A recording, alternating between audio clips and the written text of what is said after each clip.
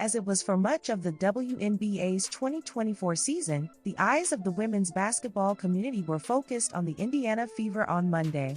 This was because of the press conference officially announcing Stephanie White as the franchise's new head coach, which included a lot of heartwarming moments between White and the three Fever players, Caitlin Clark, Aaliyah Boston, and Lexie Hull, who were in attendance. There's a lot of optimism regarding the Fever's future right now.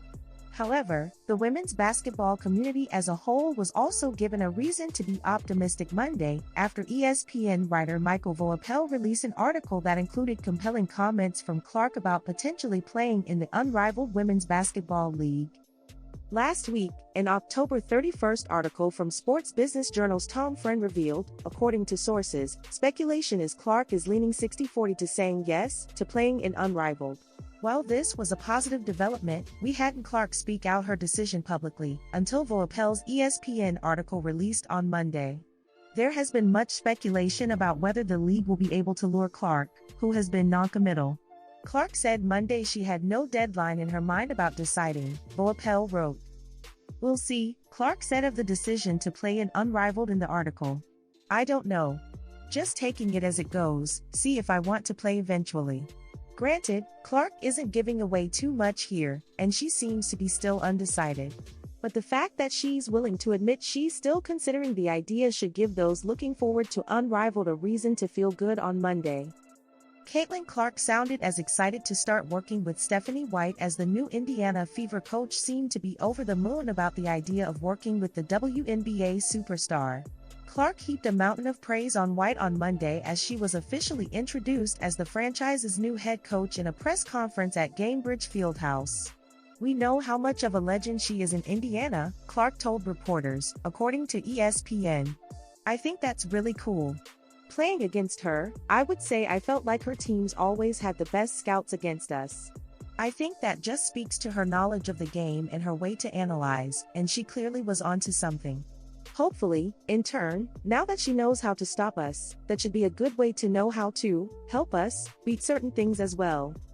White is an Indiana native, having played high school basketball in the state and playing college ball at Purdue before she was selected 21st overall in the 1999 WNBA draft by the now-defunct Charlotte Sting.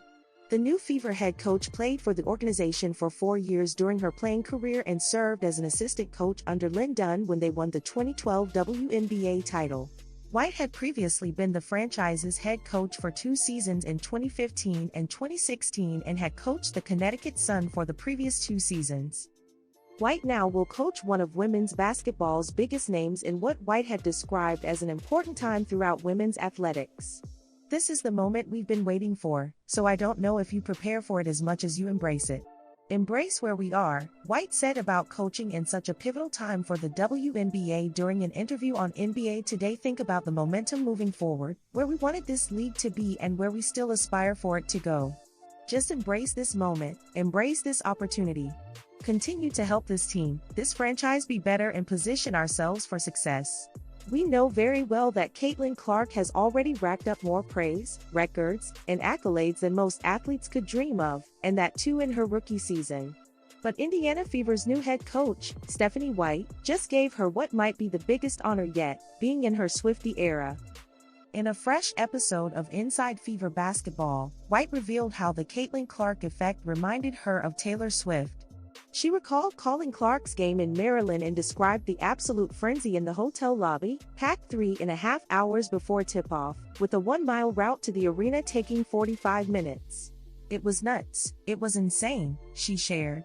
For the first time, calling her game on the road in a sold-out environment and seeing the hoopla, I guess you could say Taylor Swift 2.0.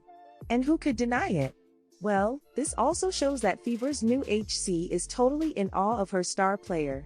Rather, she has always been. White has backed up quite a lot of times, even during her initial WNBA days. Now, she is gearing up to guide the team to 2025 season, which is expected to be one for the books considering Steph's history with the franchise. She was part of their 2012 championship run as an assistant, took over as head coach in 2015, and was a player herself from 2000 to 2005. But while 2024 Roddy is excited to welcome White, she's currently busy living her best life at the Eras Tour. Clark has established herself as the biggest Swiftie. Her social media during the pop star's Indianapolis stop should put that to rest. She spammed her socials with moments from the concert. And while currently she is soaking up her off-season, just a few months back, she was lighting up the court like no one else. The Iowa alumna's leap from college fame to WNBA stardom is something we don't often see. The Caitlin Clark effect has come with record-breaking viewership and sellout crowds in both her college and WNBA. Her final NCAA tournament games were legendary on the ratings front. Iowa's face-off against LSU in the Elite Eight brought in a whopping 12.3 million viewers, the most watched women's college game ever.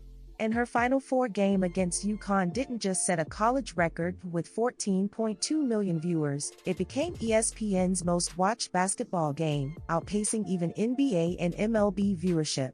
When the CC-led Iowa squad reached the NCAA championship game against South Carolina, viewership hit a new high, with 18.7 million people tuning in. Even White emphasized that this could be the first time we saw a carryover from college to the WNBA. Most athletes have played sold-out arenas in college, but this has not transitioned to the WNBA. But the number one pick made it happen. The Fever was an underdog in the league last year, struggling to a 13-27 record and averaging around 4,067 fans per game. This season, however, with Clark's presence, Fever led the league with over 17,000 fans per game, setting a WNBA record with more than 300,000 total fans across the season. They were all over the national TV schedule, with 36 games aired nationally, beating out Las Vegas Aces and the New York Liberty. Hence, with Clark's incredible success so early in her career, the Fever veteran-turned-coach believes there's so much more to come. As for what's next, we can see that the number 22's impact is anything but fading. Let's see how many more she'll shatter next season. White most recently coached the Connecticut Sun. However, she is from Indiana and played for the Fever during her WNBA career. She also previously coached the Fever. In other words, White is quite familiar with the Indiana Fever. She knows what to expect. The Fever, though, have higher expectations than ever with Clark, one of the most popular players in the WNBA, on the roster. Indiana is hoping to make a deeper postseason run in 2025. They were eliminated by the Sun in the first round of the 2024 playoffs, as White led Connecticut to a victory over the team that she is now the head coach for. Perhaps White will lead the Fever to a deep postseason run in 2025. At the moment, the Fever are focused on improving the roster around Caitlin Clark and Aaliyah Boston. If they can add enough depth, Indiana will emerge as a serious championship contender. The Indiana Fever will be a team worth closely monitoring throughout both the offseason and the 2025 WNBA season. Indiana Fever superstar Caitlin Clark admitted that she is too busy to think about basketball during the WNBA offseason, as she let her hair down at a Taylor Swift concert. The former college star made history after a successful transition to life on the professional scene after being selected as the number one pick in the 2024 draft.